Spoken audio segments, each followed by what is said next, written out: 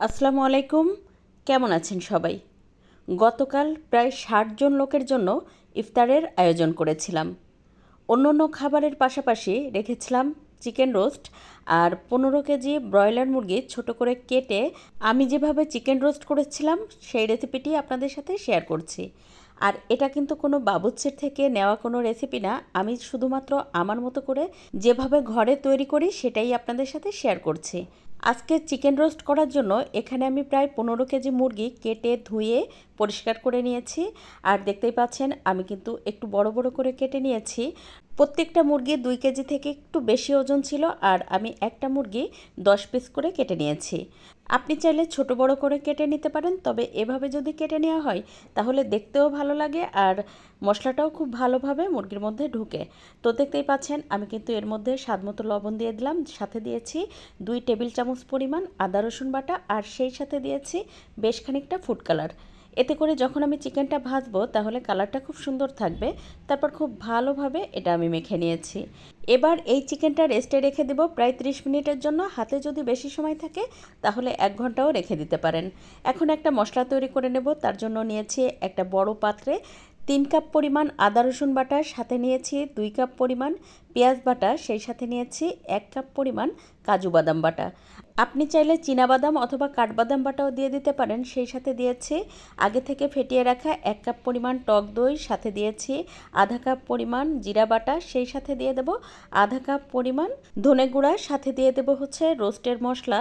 আর আজকে আমি বাজার থেকে কেনা যে রোস্টের মশলা ছিল সেটা দিয়েছি ৪ প্যাকেট। আপনি যে কোনো ব্র্যান্ডেরই রোস্টের মশলা দিয়ে দিতে পারেন। তো এই তো আমি কিন্তু ৪টা প্যাকেটই কেটে দিয়ে দিচ্ছি।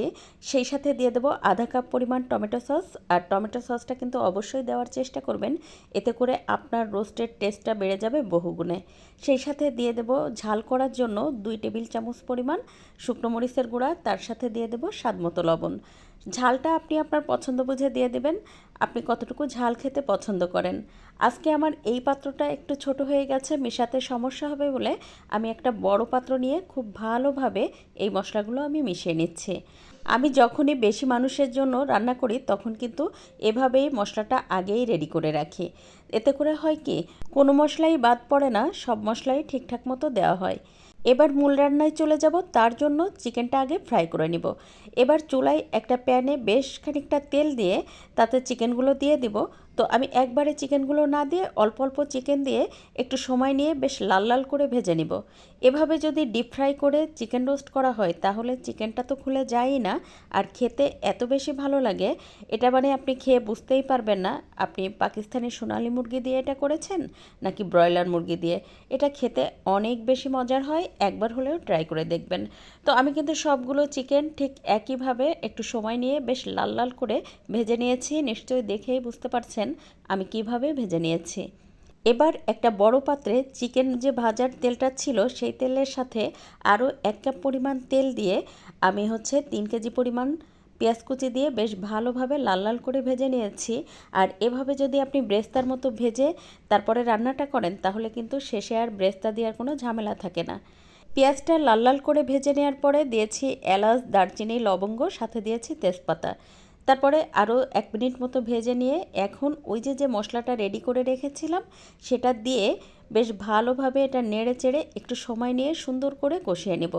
আর আমার কিন্তু এই মশলাগুলো কষাতে প্রায় ১৫ থেকে ২০ মিনিট সময় লেগেছিল, চুলাটা মিডিয়াম রেখে। আর যেহেতু এখানে বাদাম বাটা দেওয়া আছে তাই কিন্তু অনবরত নাড়তে হবে, কোনোভাবেই কিন্তু নাড়া বন্ধ করা যাবে না, তাহলে কিন্তু নিচেই লেগে যাবে আর পুড়ে গেলে কিন্তু খাবারের টেস্ট পুরোপুরি নষ্ট হয়ে যাবে।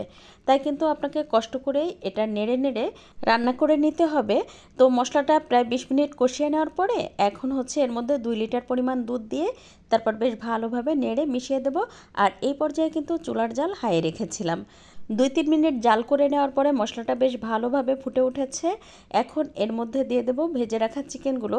আর চিকেনটা কিন্তু একবারে দিতে যাবেন না, তাহলে কিন্তু মশলা ছিটে দুর্ঘটনা ঘটার সম্ভাবনা থাকবে। তাই একটা পাত্রে অল্প অল্প চিকেন তুলে ২-৩ বারে দিয়ে দিবেন। তো আমি কিন্তু ২-৩ বারে চিকেনগুলো দিয়ে তারপর খুব ভালোভাবে নেড়ে মিশিয়ে ৭-৮ মিনিট রান্না করে নেব।